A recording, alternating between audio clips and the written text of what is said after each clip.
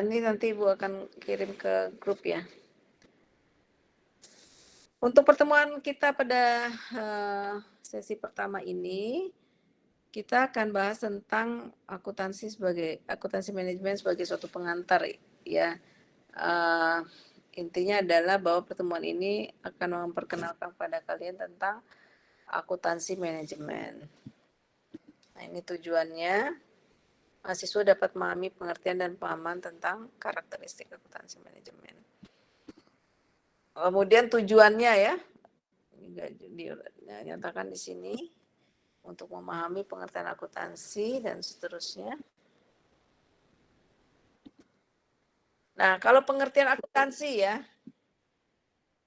ini berdurasi berapa menit nih untuk Google Meet-nya? Biasanya tak terbatas, Bu. Oh, ini udah sewa yang tak terbatas. Oke, berarti bisa lebih mendukung ya. Pengertian akuntansi, mestinya kalian ya untuk istilah akuntansi sudah sangat familiar ya, artinya apa. Nah, akuntansi ini bisa kita jelaskan pengertiannya dari dimensi kegiatan jasa ya. Kegiatan jasa apa? Yaitu kegiatan jasa yang menyajikan informasi terutama yang bersifat keuangan mengenai suatu kesatuan ekonomi yang digunakan untuk pengambilan keputusan. Jadi akuntansi itu berkaitan dengan informasi keuangan ya tentang suatu perusahaan yang nantinya informasi itu akan digunakan untuk pengambilan keputusan. Pengertian akuntansi. Ya sudah belajar mengenai pengantar akuntansi, akuntansi biaya. Kalau ini pengertian akuntansi lebih kepada ke akuntansi keuangannya.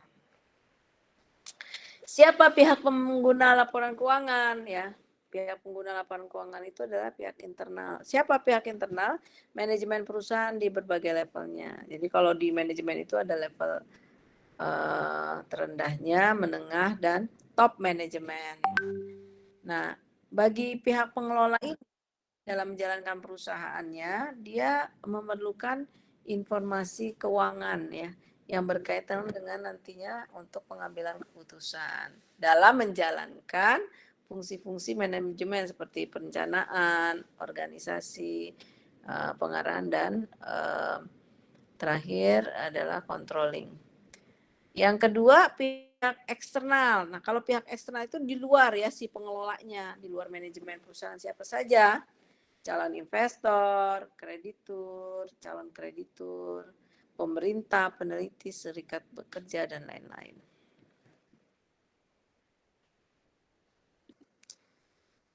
Nah, sekarang kita coba lihat ya pengertian akuntansi manajemen sendiri.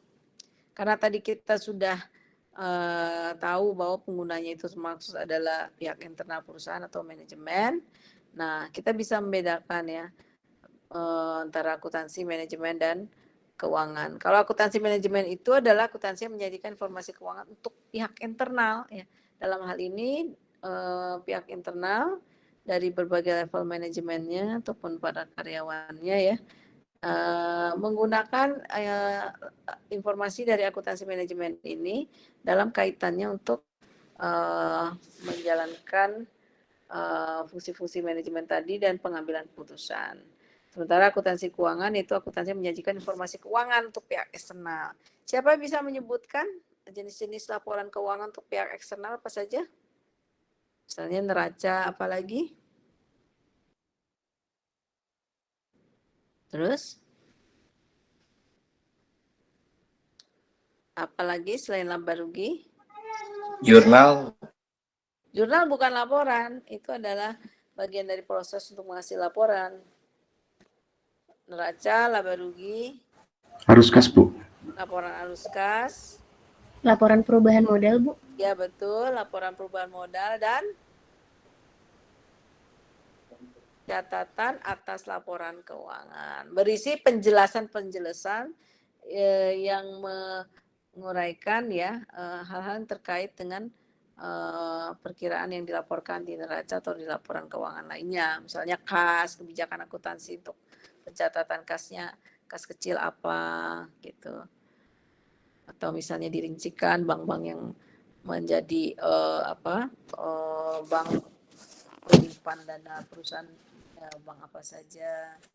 Jadi dijelaskan di catatan atas laporan keuangan. Nah, kalau akuntansi manajemen, pengertiannya adalah suatu kegiatan proses menghasilkan informasi keuangan bagi manajemen untuk mengambil keputusan ekonomi dalam menjalankan fungsi manajemen. Nah, ini cukup clear ya kaitannya dengan informasi keuangan untuk manajemen, yaitu diperlukan untuk pengambilan keputusan dalam melaksanakan fungsi manajemen.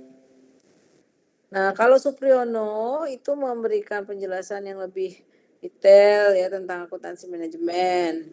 Adalah salah satu bidang akuntansi yang tujuan utamanya menyajikan laporan-laporan suatu usaha atau organisasi tertentu untuk kepentingan pihak internal dalam rangka melaksanakan proses manajemen yang meliputi. Nah, ini diuraikan ya. Apa saja proses manajemen, perencanaan, pembuatan keputusan, pengorganisasian, dan pengarahan serta pengendalian. Nah, ini ada sudut pandang lain dari penulis luar, Ronald M. Copeland dan Paul Dessler. Managerial accounting adalah, ini istilah lain dari akuntansi manajemen ya, managerial accounting.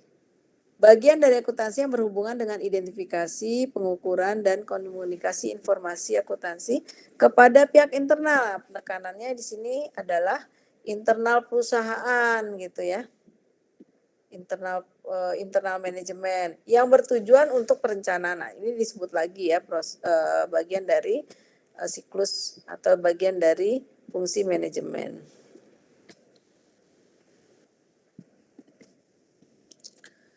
Apa tujuan utama akuntansi manajemen? Pertama, untuk menyediakan informasi yang digunakan dalam perhitungan biaya jasa, produk, dan tujuan lain yang diinginkan manajemen. Dua, untuk menyediakan informasi yang digunakan dalam perencanaan dan pengendalian pengevaluasian.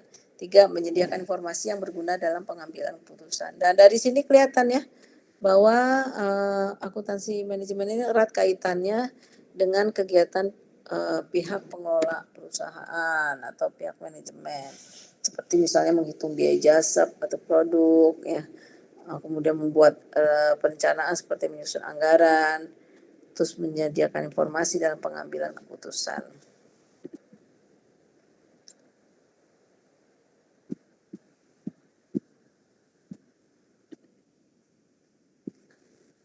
Oke, selanjutnya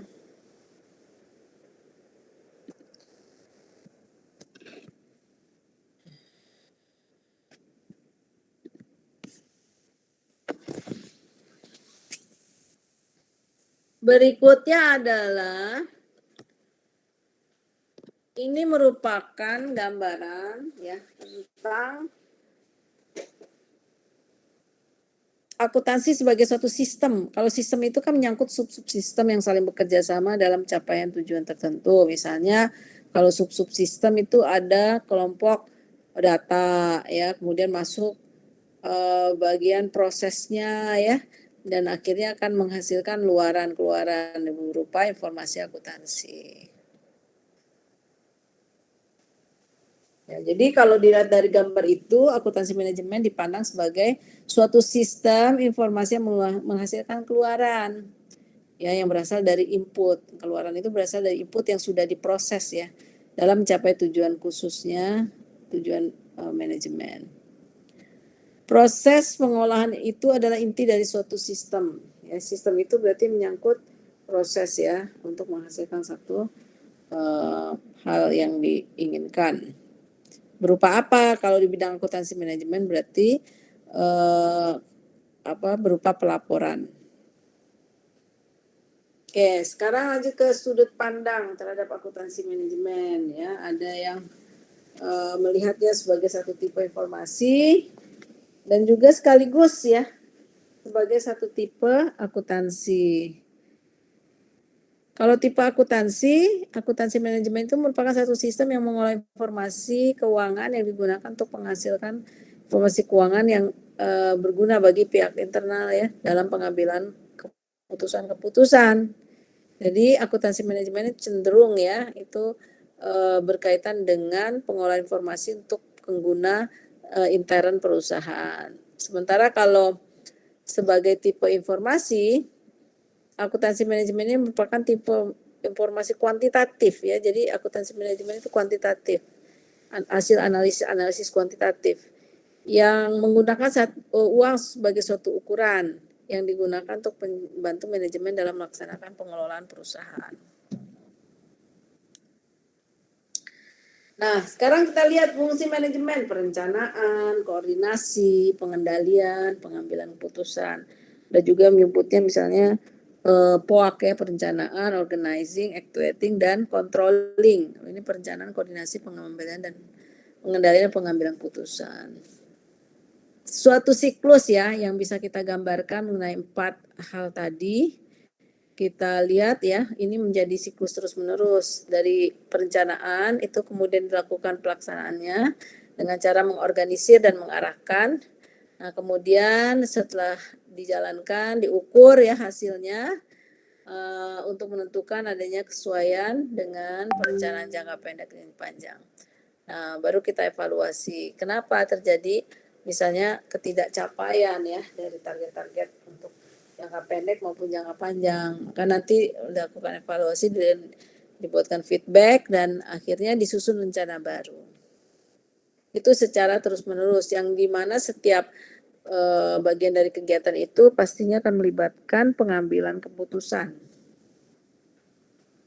Nah, kita lihat untuk mengenal akuntansi manajemen itu kita pahami apa perbedaannya antara akuntansi keuangan dan akuntansi manajemen.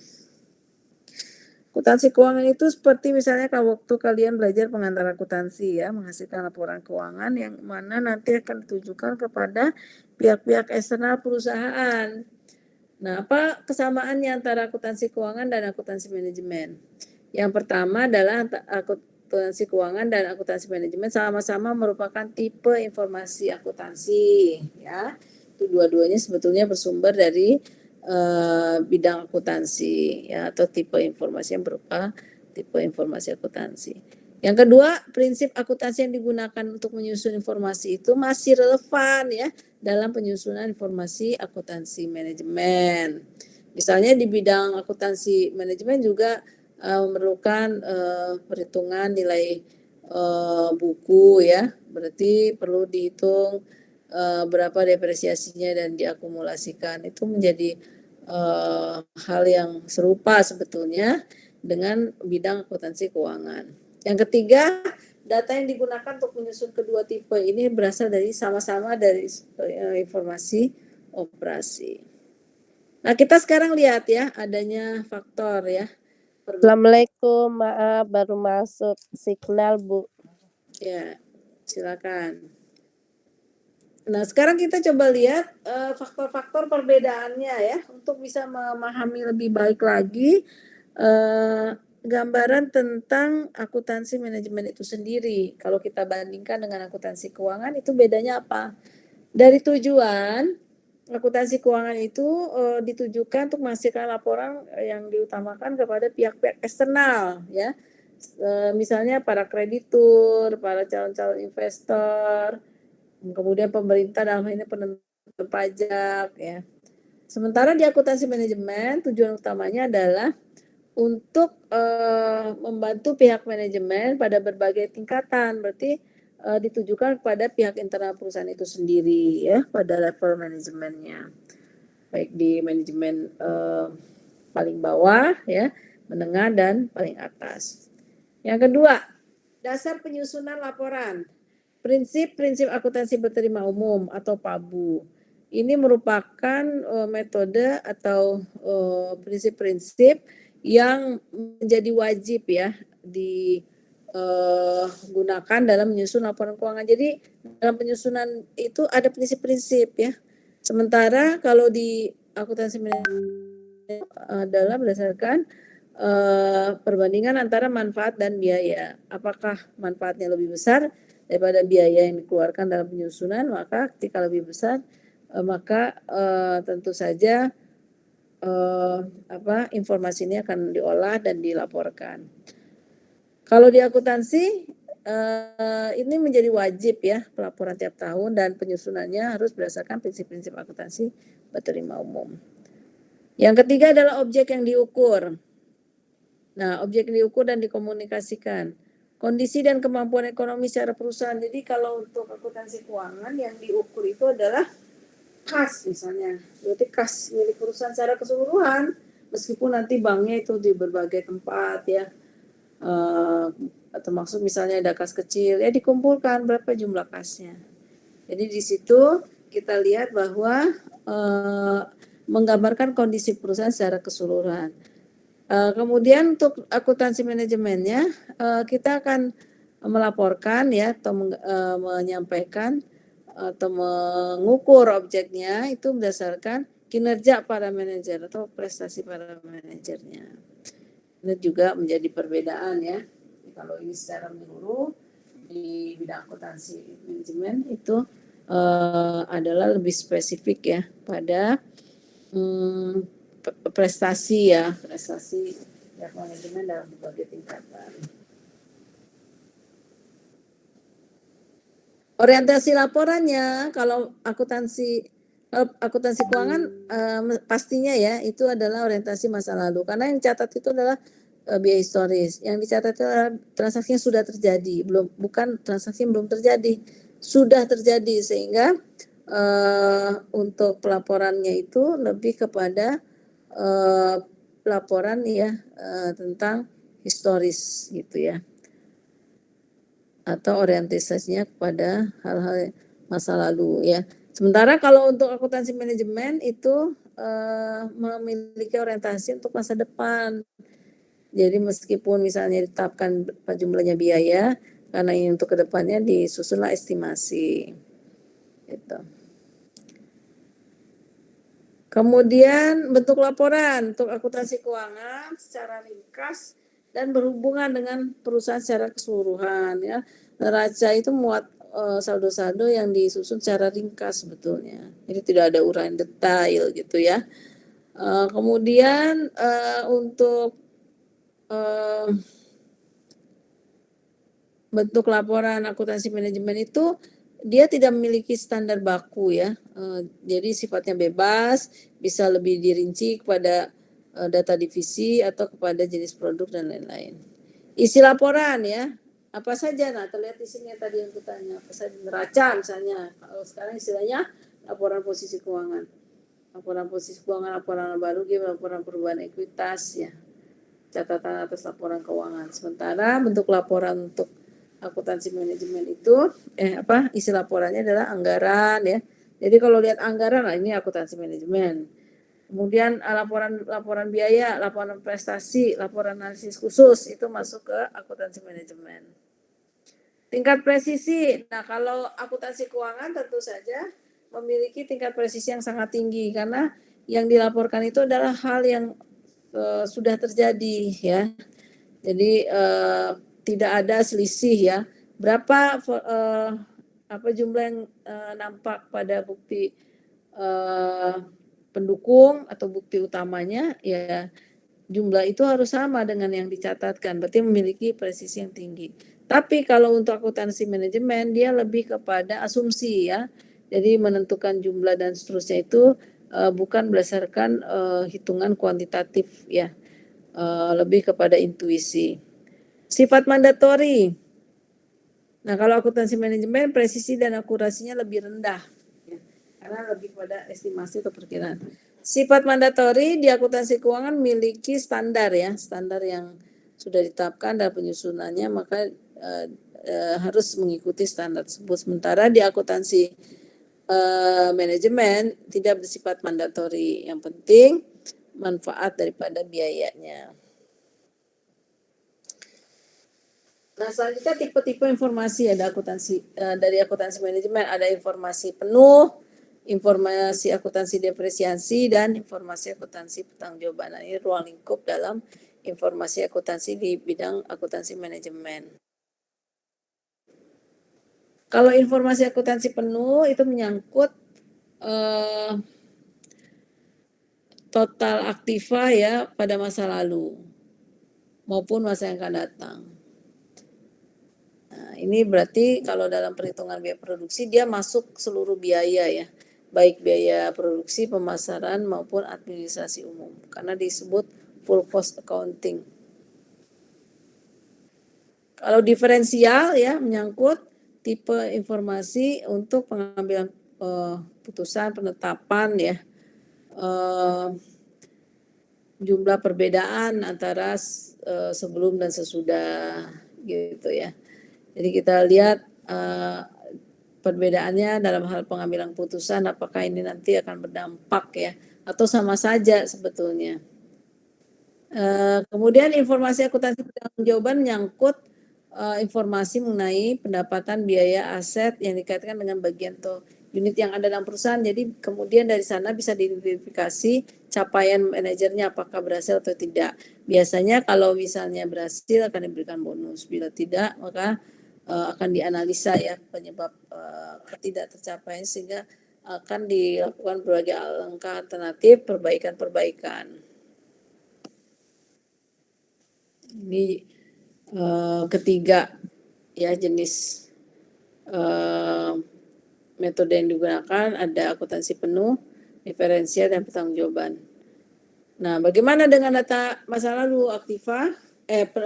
Apabila menggunakan full costing, data masa lalu itu terdiri dari apa saja? Laporan keuangan, analisis prestasi, manajer, penentuan harga. Data yang akan datang berkaitan dengan penyusunan program, penentuan harga jual normal, dan seterusnya. Ini silakan dibaca-baca ya.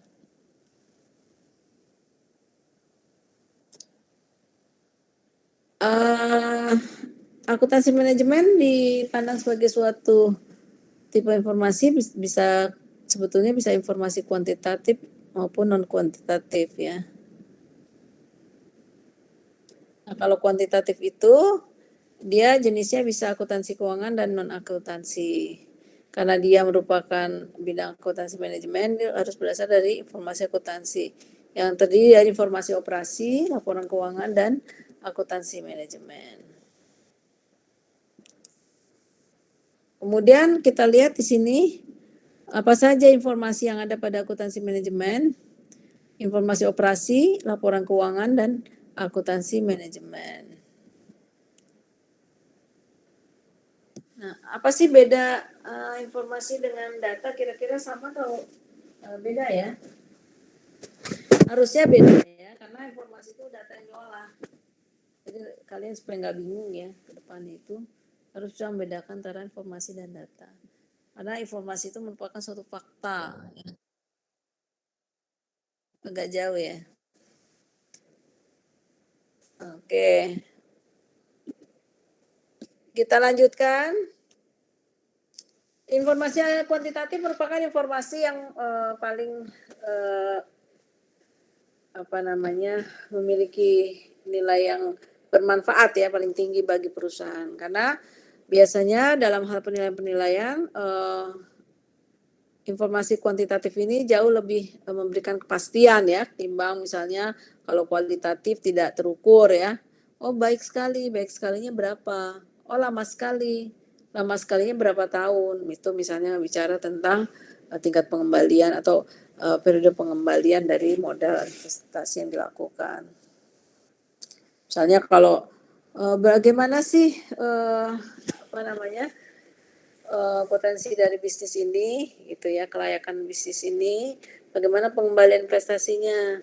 Nah, kalau bersifat kuantitatif dia lebih jelas. Oh, 20% rate of return-nya. Kemudian jangka waktu pengembalian dari modalnya itu 5 tahun atau payback period-nya 5 tahun. Jelas ya. Kalau misalnya diganti ke kuantitatif ke kualitatif dengan ukuran yang tidak bisa dipastikan, dia akan menyebutkan oh investasinya lumayan, atau misalnya kapan payback periodnya, berapa lama periode pengembaliannya dari investasi tersebut, oh tidak terlalu lama, Tapi kalau disebut 5 tahun, 3 tahun itu menjadi jelas. Ya. Kemudian di sini mengenai informasi akuntansi, akuntansi itu bisa dipandang sebagai suatu bahasa bisnis ya, sebagai bahasa merupakan alat komunikasi ya, dan sekaligus berpikir bagi manajemen dalam bisnis. Kemudian menyampaikan pikiran tersebut kepada baik bawahan, atasan dan para manajer lainnya.